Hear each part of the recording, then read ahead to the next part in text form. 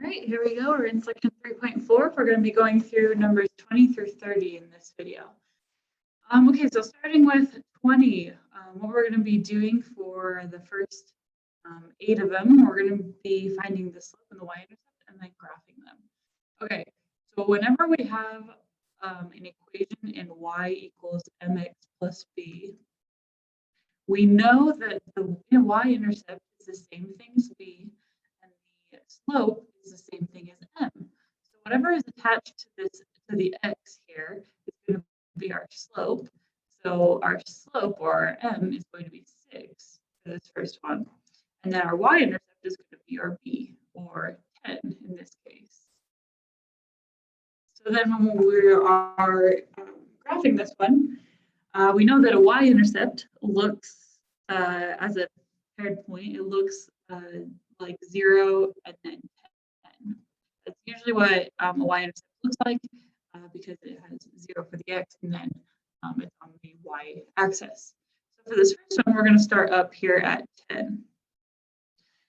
And then for the slope, what we're going to be doing is we're going to be using rise over run. So in this case, since 6 is our slope, we can turn it into a fraction by making it over 1. So now we have 6 over 1. So really what we're doing is we're rising up 6 and then going over 1. In this case, I'm going to make them both negative because I'm at the top of my graph here. So if I go backwards, it will make it positive in the end. So I'm going to go down 6, 1, 2, 3, 4, 5, 6, and then I'm going to go over 1. It's going to be that point right there. And then just draw a line between the two. There we go. All right, and then there's our line. Okay, so then going on to the next. Again, it's in y equals mx plus b form. So our m, or our slope, is just going to be 4 because that's attached to the x. And then our y-intercept, or our b, is going to be 3 because it's just there at the end. So then again, we're going to graph it. So we have our y-intercept at 3. So on the y-axis, we're just going to go up to 3. And then we're going to use the rise over run method. So we're going to create a fraction with our slope. So 4 over 1. We're going to go up 4. So 1, 2, 3, 4, and over 1. It's going to be that point right there. And what we do is we just draw the line in between. Okay, and there we go. Okay, so then going on to the next one. So it looks like here attached to the x is going to be our m. So our slope is 1/2. And our b, or our y-intercept, is going to be 4, or -4 in this case. So remember to always include the sign with it. That goes for both the slope and the y-intercept. So we have a -4 for our y-intercept. So then again, we're going to start with plotting our y-intercept point. We're going to go to -4. And then since our slope is already in a fraction form, we can just go up 1 over 2. So we're going to go rise 1, and then we're going to go run 2. Okay, and then we can go ahead and draw that line. So usually you only need 2 points to draw a line. If you need more points, however, something that you can do is once you go up 1 over 2, well, there's 1 point, then from that point that you made, you can again do the slope again and go up 1 over 2, and there's your next point. You can keep going like that if you want to make either a straighter line or if you need more points in a line. Okay, so then going on to number 23, I'm just going to go ahead and clear my drawings here. So then we're going to go over to 23. Okay, so this one is an x equals -6. So pretty much when you have an x equals or a y equals, we have to base it off of that for our points. For this one, x equals means that the x's can only be -6. You can have different points over here. So we have like -6, 0 and -6, 1, but our points in x will always be -6. So how we graph this without making points is we can actually just go to the x-axis, -6. So we're going to go to -6 here. And then it's just a vertical line. It's just going to go straight up and down. So we can go ahead and just draw that line, which is going to go right through there. And then that's how you draw that x equals -6 line. It doesn't have a y-intercept. So for this one, when it says find the slope, well, the slope is undefined because it's vertical, and we do not have a y-intercept. So no y-intercept. And then that's what you'd have for number 23. Coming over to 24, we're going back to that mx plus b form. So our slope is just going to be that -3/7, and our y-intercept is that -2. So starting at our y-intercept, we are going to go to -2. Start there. And then what we do with this negative is we actually have to attach it to either the 3 or the 7. Doesn't matter which, as long as you just attach it to one, you're going to get the same place. So I'm going to bring it to the, let's say 7. Let's make this a -7 and a +3. So now what we're going to do is we're going to rise 3. So we're going to go up 3, 1, 2, 3. And we're going to go back 7 because it's negative. So we're going to go 1, 2, 3, 4, 5, 6, 7 there. And then there's our slope. So just make sure to be aware of the signs and where things are being placed, just so you get accurate lines and slopes.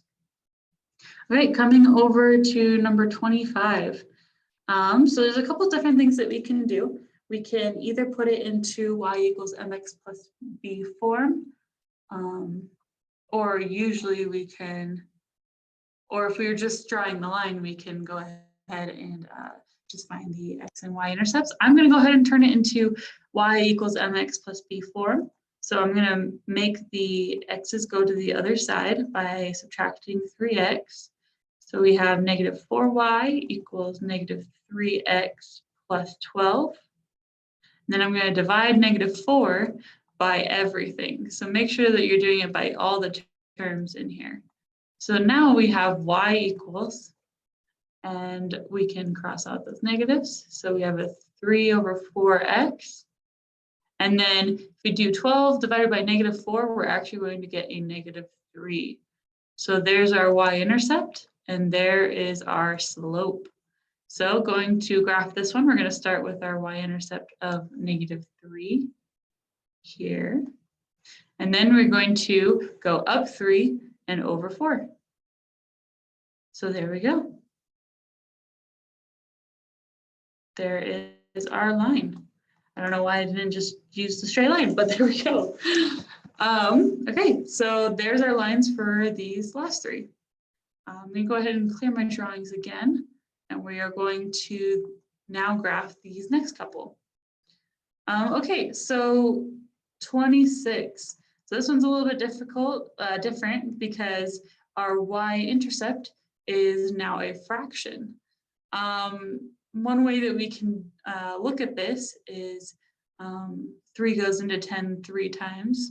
So it's actually going to be 3 1/3 as our y-intercept here.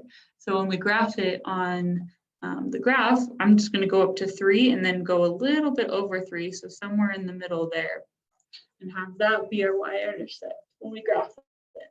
And then of course our slope is going to be -5/3.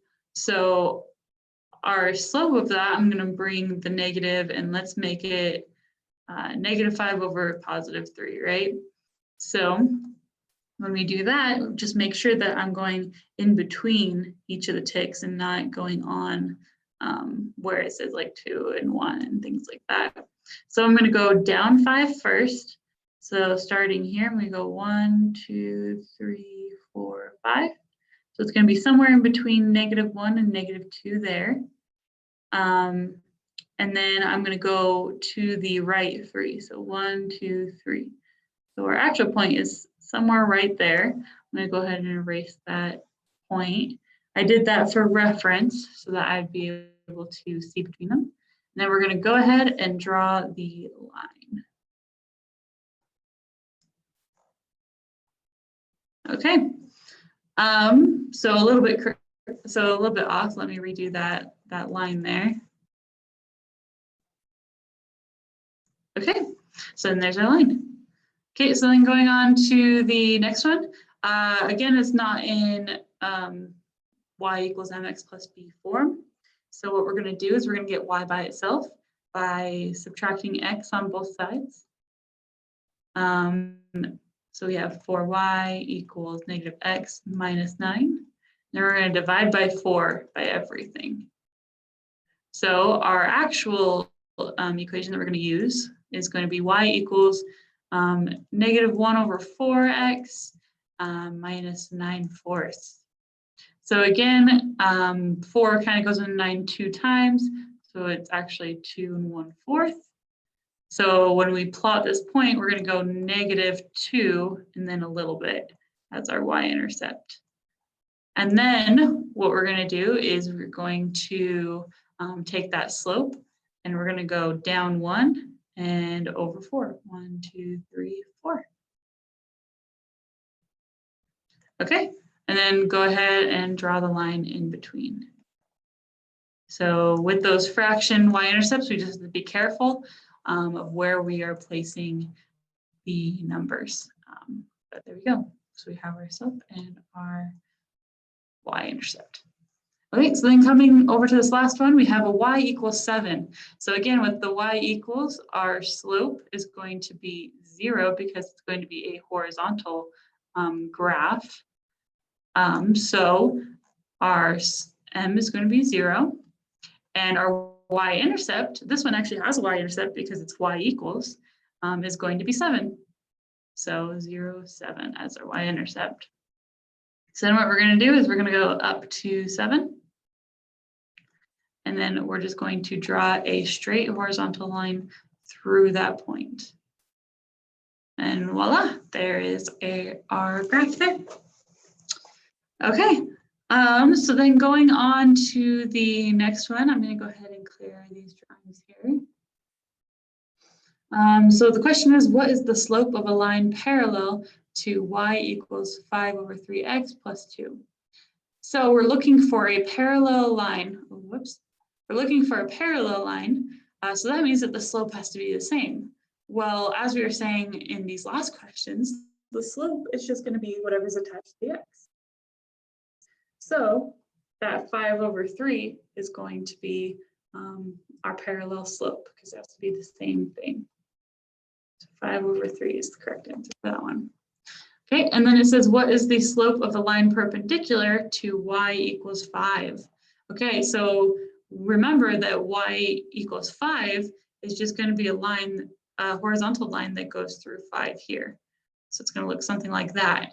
So a perpendicular line is going to be a line that just goes straight up and down. Oh, whoops. It's going to be a line that just goes straight up and down somewhere in this graph, and that's going to be the perpendicular line. So our slope is actually going to be x equals a number, or in this case, I'll just say x equals 5. So the slope is going to be undefined because our slope here was 0. So just remember that when we have slopes like this, that it's just going to be the opposite of that other one. Okay. Hope this helps as you're doing your homework.